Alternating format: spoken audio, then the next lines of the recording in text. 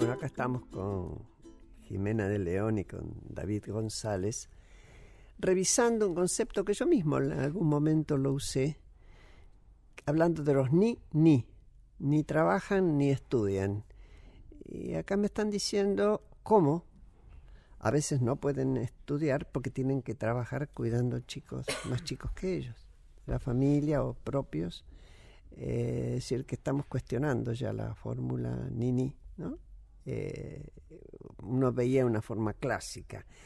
Hace poco, no sé cuánto, una persona que es conocida en el ambiente artístico dijo con toda soltura que las chicas de las que estamos hablando, de un medio ambiente desprotegido y que sentimos excluido del resto de la sociedad, se embarazan para cobrar un plan materno-infantil. La asignación universal por hijo. A mí me parece una canallada, que quieren que les diga. Pero a lo mejor ustedes pueden darme otras opiniones que no coincidan con la mía. Bueno, no, lamentablemente la mía va a coincidir con la tuya, Graciela, así que si querías debate, podemos debatir las causas, pero no está bien ese... No, si hubiera querido debate, le invitaba a ella. Claro, pero sí, cuando le diga una canallada, se levanta y se va. Pero sí, no es así. Hoy del 15% de nacimientos que se producen en un año, digamos del 100%, 15% corresponden a madres menores de 19 años. Pero el 67% de esos embarazos son no intencionales o no planificados. No buscados. No buscados, sí, que no se planificaron, digamos. No quiere decir... Esto hay que dar cuenta bien de la nomenclatura que le ponemos a eso, porque después pueden ser queridos, ¿no? Eso, sí, eso no pasa importa, pero no fueron buscados, 67%, con lo cual ya eso rebate completamente el argumento de esta persona, ¿no? Pero además no ha habido un aumento considerable desde que 2009 empezó la UH, creo que 2011, la asignación universal por embarazo, en Argentina, que pueda explicar eso en lo absoluto. 15% se ha mantenido más o menos estable, 14,5, 15 en la última década en Argentina. No es que haya aumentado el embarazo adolescente. No por eso es menos problemático, digo. Se ha mantenido cuando la tasa global, que se llama de fecundidad en general, ha bajado, con lo cual ahí nos damos cuenta que es un problema que tiene que ver con la falta de acceso a métodos anticonceptivos o a información sobre salud sexual y reproductiva. Con lo cual eso nos debe hacer ver qué está pasando con las políticas que trabajan en ese sentido. Y asistencia concreta en proveer. Totalmente. También. No, y hay mucho, por ejemplo, veíamos que en Buenos Aires, por ejemplo, hay por ejemplo, un uso importante de métodos anticonceptivos en la primera relación sexual, o sea, en la iniciación sexual, pero después eso no se sostiene a través del tiempo. Después baja la adherencia, que se llama. Pero un dato súper interesante, digo yo, es que hay muchos jóvenes mujeres sobre todo, que no usan métodos anticonceptivos porque sus parejas no quieren. Esto es como un 40% de las que no usan, no lo hacen porque sus parejas no quieren. Con lo cual ahí el tema de la dominación de las jóvenes en relación con sus parejas, sus novios y la violencia simbólica, psicológica y material que existe en eso es muy importante, porque hacen lo que ellos quieren y obviamente a los varones, sobre todo el uso de preservativos no les gusta, no lo quieren hacer y tampoco dan la libertad que se utilice otro método o que ellas decidan cómo cuidarse, cuando en realidad las principales afectadas por un embarazo no intencional, no buscado, son las mujeres, ¿no? David. Claro, primero que nada, ¿no? El trabajar con determinado sector de la sociedad no nos autoriza a decir cualquier cosa. Por si yo trabajo, porque yo escuché esa expresión y el argumento, bueno, yo tengo en mi hogar, chicos, yo también trabajo con ese sector y por eso no me siento autorizado a decir cualquier barbaridad.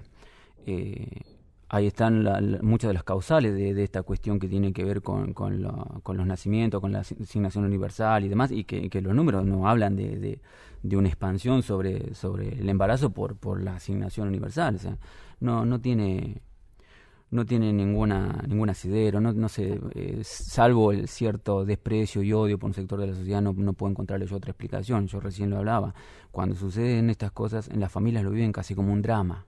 un chico no planificado, esto que hablábamos recién, la dispersión de la familia, una boca más, dónde lo ponemos, no hay lugar, estamos todos hacinados, mil cuestiones que se disparan a través de chicas que no se animan a contarlo a su familia, se escapan de las casas porque no saben cómo enfrentar o sea, yo no veo a nadie celebrando en esta situación, bueno, van a entrar una luca más por mes en casa, que es la asignación.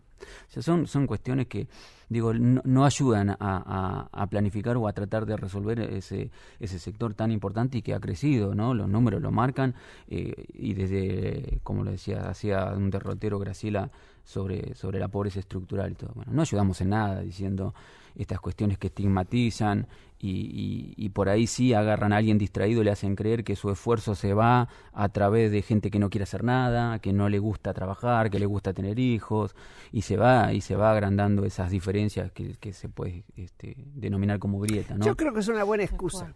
Siempre pensé que era una buena excusa para no ocuparse. Más allá de que me digan yo tengo un hogar o qué sé yo, qué sé yo cómo funciona ese hogar y cuánta bola le da y cuánta plata le da y si con la plata cree que arregla y es ocuparse. Yo creo que contribuye.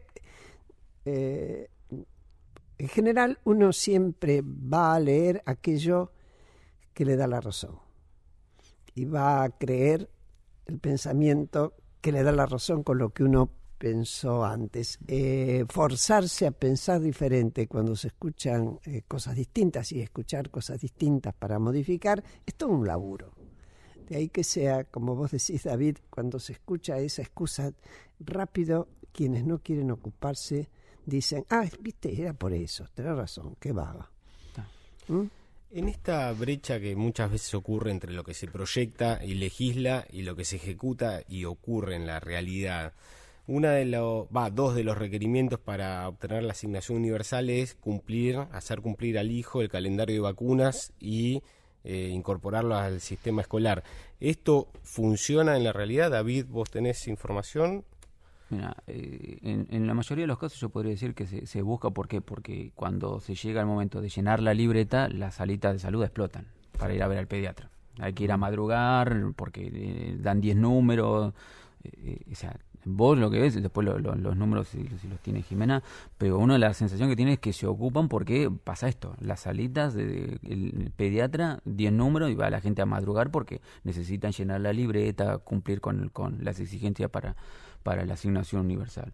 Pero vos encontrás que está bien que se haga. Sí, por supuesto, sí, porque yo siempre he creído, y por mi formación y por mi origen, yo quiero un Estado abriendo los brazos, no un Estado con los puños amenazantes. No quieren trabajar, no quieren.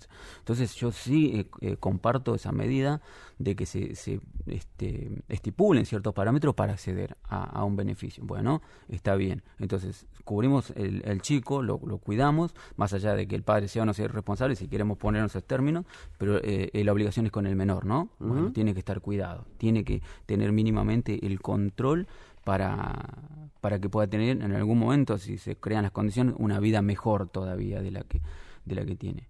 Pero nosotros lo vemos, o sea, la preocupación de las mamás para tener la asignación y todo, porque es una gran ayuda, ¿no? Yo quería enganchar un poquito con cuando hablábamos de esas cuestiones que se plantean para desconocer el problema o para cargar sobre los afectados la responsabilidad, ¿no? Sí. Yo escucho comúnmente cuando se habla de la cultura del trabajo, falta la cultura del trabajo, tenemos que generar la cultura del trabajo. Ahora, ese mismo dirigente o funcionario o persona sobresaliente en el ámbito de la política o de lo que fuere, decir, no, tenemos que crear la cultura del trabajo. Por otro lado nos dicen, no, pero hace 5 años que no se crea trabajo. Bueno, compañeros, la gente no trabaja porque no se crea trabajo, porque no quieren trabajar. Pongámonos de acuerdo. Entonces, y es inmediato, es en la misma hilación de lo que están desarrollando. Es decir, no hay nadie que esté escuchando.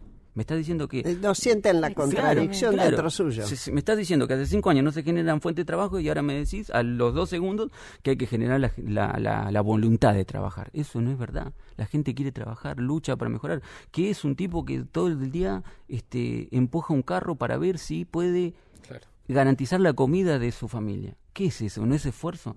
Una mamá que va corriendo a la feria a madrugar y ganarse un lugarcito porque hay que pelear un lugar, porque proliferan la feria, hay que pelearse un lugar, para ver si en suerte o verdad puede vender alguna baratija que le garantice la leche del hijo. ¿Eso no es esfuerzo?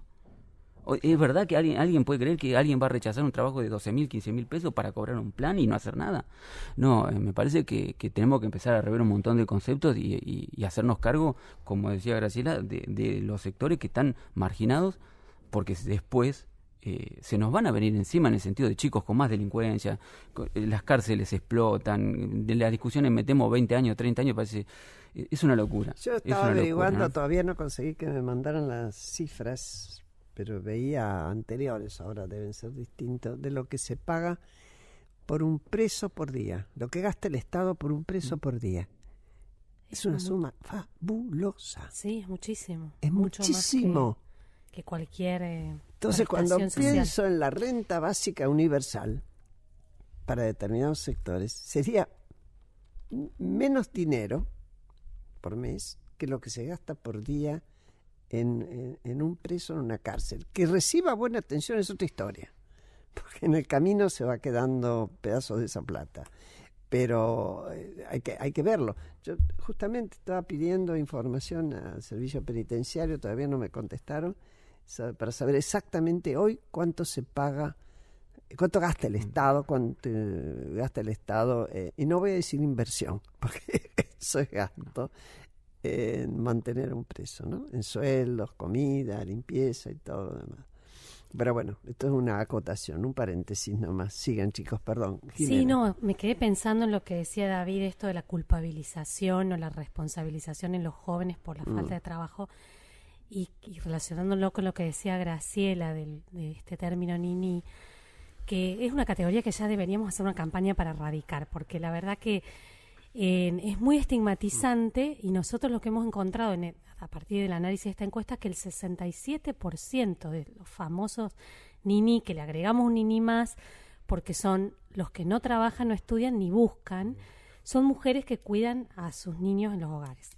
Pero además de eso, primero, un dato que no son nini, o sea, están haciendo una actividad socialmente útil que sostiene la sociedad, sostiene la participación en el mercado de trabajo de otros miembros del hogar, y que hoy podría estar reemplazada por una infraestructura pública de cuidado para que ellas mismas puedan desarrollarse e incorporar un ingreso al hogar, porque los ingresos de las mujeres que están en el quintil más bajo de ingresos de los hogares representan hasta el 50% del ingreso total de los hogares. Claro. O sea, no es ningún sueldo ni marginal ni complementario. O sea, podríamos hacer un esfuerzo para incorporar a esas mujeres a la actividad económica y esos hogares saldrían de la pobreza, o por lo menos estarían en mejores condiciones para Pero ellos. vos decís manteniendo la asignación. Sí, totalmente. Lo que digo es que el además tema es eso, la renta única universal y tiene que estar en todo, porque y que no importa si se consigue trabajo, está. Porque si no viene ese temor de que si consigo trabajo entonces lo pierdo, y después si lo pierdo el trabajo, bueno, se acaba. De todos modos, Graciela, si vos te pones a ver, la asignación universal por hijo es una transferencia a los hogares para cubrir necesidades de la niñez, que también están en los que trabajan formalmente, nada más que los que trabajan formalmente la reciben a través del sistema contributivo, que se llama las famosas asignaciones contributivas. Sí. Y los que están en los estándares, en los niveles más altos de la sociedad, también la reciben porque pueden deducir ganancia. Entonces digo, todo el mundo la recibe de distinta manera. Pero esa persona que hoy no trabaja debería recibir y trabajan en negro. Exactamente. Lo que hizo la asignación universal por hijo fue validar y equiparar derechos de una población que no tenía, que los desocupados, los informales, o los inactivos, que no tenían los mismos derechos que las familias que tenían personas insertas en el mercado de trabajo formal. Pero en el sentido, volviendo a los niní, por un lado porque no son niní, y por otro lado porque deberían ser sin, o sea, no tienen trabajo y no tienen educación. ¿Y de quién es la responsabilidad de no tener trabajo ni ¿Qué educación? chico firmó? Es del Estado, es de la ¿O sociedad. qué padre de esos chicos firmó? No quiero, y quiero entrar en la categoría del ni. Ni quiero trabajo, ni quiero educación. Que te lo firme alguien. Tal cual. Y además, de acuerdo con lo que decía David, hoy un jóvenes con más y mejor trabajo, Progresar, está en 900 pesos. Cualquier changa que realicen los jóvenes de cualquier tipo con la inflación que hay, consiguen eso y muchísimo más. O sea que no es cierto que esto desincentiva la participación de los jóvenes en el mercado de trabajo. Ellos quieren trabajar, ganarían mucho más que cualquier ayuda del Estado. Y sobre todo si fuera en blanco, que te permite tener asignación Y, social. Tal cual. y además hay otra lectura que no se hace sobre programas de este tipo, ¿no? Porque se planteó, no sé, yo no lo seguía el caso de esa instancia donde una empresa podía tomar a alguien que tuviera un plan y seguir sosteniendo y formar parte del sueldo que finalmente iba a dar la empresa, ¿no? Eso se está dando en la práctica, en la informalidad. Porque vamos a poner el caso de los miles de Argentina Trabaja que hay. Hay un sector de personas que pueden ir a trabajar por menos dinero porque están complementando ese ingreso que le da Argentina pero Trabaja. informalmente. Informalmente. Por eso digo, se está dando también eso. Por eso no comparto yo cuando dicen no quieren trabajar o no quieren hacer. No, buscan la manera de complementar. Entonces se está complementando. El Estado da un ingreso a la Argentina Trabaja, esa persona puede acceder a algún trabajo, o vamos a poner el de albañilería. Yo te lo paso más barato porque como tengo el otro, lo completo, puedo compensar y entonces me sirve. Se está dando esa complementariedad en lo informal. Antes de que se pensara para se venía dando ya. Porque nadie, cuando hablan de que quieren vivir, nadie puede vivir de un ingreso social. Nadie. Claro. Es una locura pensar que alguien, una familia, está viviendo de un plan social. Tienen que completarlo con lo que fuere, con cuidando a otra persona, limpiando la casa de un vecino que por ahí tiene un trabajito mejor, pero nadie puede vivir de los ingresos sociales. Ese es otro mito que hay, que la gente está en la casa esperando fin de mes para cobrar y estar otro mes sin hacer nada. Eso es otro mito. Yo formé parte como constituyente en el 94, cuando se introdujo en esa reforma de la Constitución el Fondo de Reparación Histórica del Conurbano Bonaerense. Me acuerdo todavía, porque en esto consiste, en que el conurbano, como recibe mucha gente del interior que vive y toma los servicios de la provincia, y son gente de otras provincias, decía en ese momento Duhalde, que estaba a cargo de la provincia, decía, escuchen, aquellas provincias que no atienden a esta gente porque la gente viene acá, que me pasen una parte de su coparticipación para poder atender el conurbano bonaerense que cada vez se está poblando. De aquel entonces acá ya se armaron 2 cordones más, ¿no? Porque entonces estaban el primero y el segundo cordón, ahora está el tercero y el cuarto cordón. Y ahora la actual gobernadora, María Eugenia Vidal, está recurriendo a la Corte para que se descongele los fondos de ese fondo para el conurbano bonaerense. Por supuesto, los gobernadores hace ya bastante, 2 semanas, se juntaron con la Corte Suprema, o pensaban juntarse con la Corte Suprema para decir, no, paren, no me lo saquen a mí. Ahora, esto es una realidad. Es real que es... otra cosa es, y de ahí debe ser una exigencia de la sociedad, ¿no? Exigirle a las autoridades si tienen el dinero necesario para que hagan las cosas como tienen que hacerlo. Ahora, al mismo tiempo, es cierto que esta provincia, la provincia de Buenos Aires, recibe menos plata comparativamente que otras, cuando está hiperpoblada, y que tiene una contradicción fenomenal. Bueno, como tiene nuestro país en muchos lugares, tiene un interior ganadero agropecuario, rico en general, y con servicios abundantes y con ciudades y una zona desolada que cada vez se desintegra más, que es el conurbano. Es decir, el gran desafío político es cómo se convierte eso en virtuoso, ¿no? Esa compensación. Hay una idea muy en boga últimamente, que es el tema del emprendedurismo, ¿no? Los emprendedores, que no solamente es una idea de una empresa tecnológica, sino quizás de una panadería, pero el concepto de que cada uno puede forjar su futuro. De hecho, un candidato semanas atrás habló del florecimiento de las cervecerías artesanales en la provincia de Buenos Aires. ¿Cuál es la visión que se tiene desde los barrios de esta idea de hacerse por sí solo? Primero que nada, que habría que buscar el mercado para cualquier producto.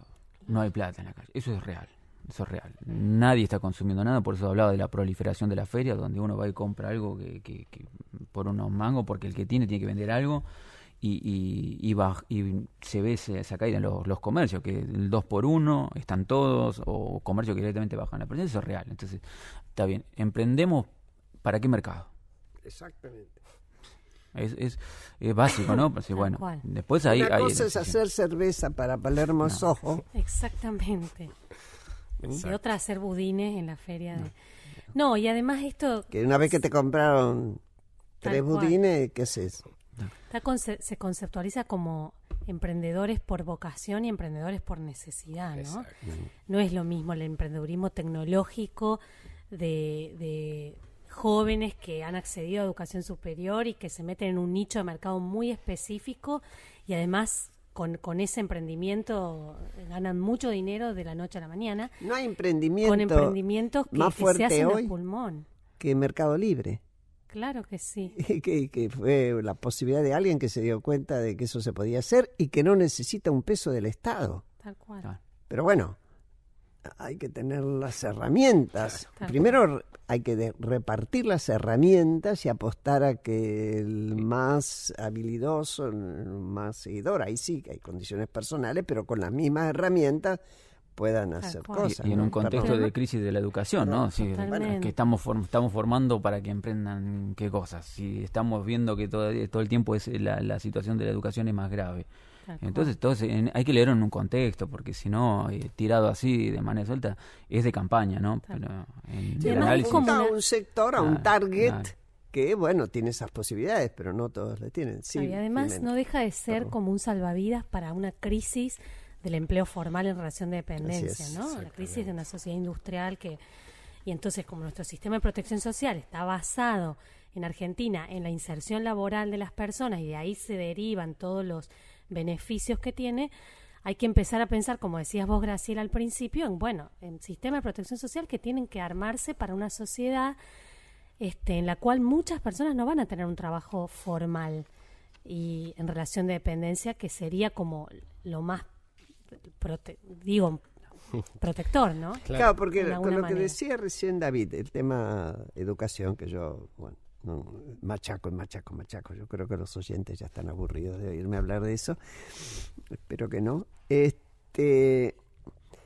Así vinieran mañana una bandada de inversiones. Exacto. Van a ser inversiones con una tecnología que te va a exigir una capacitación que buena parte de la juventud que habita ese sector está lejísimos de tener. Exactamente. Y aún de otros sectores, porque tenemos bastante atraso en la educación. Pero bueno, yo creo que hoy para nosotros ya es mañana. Ya tendríamos que estar desde ayer, ¿no?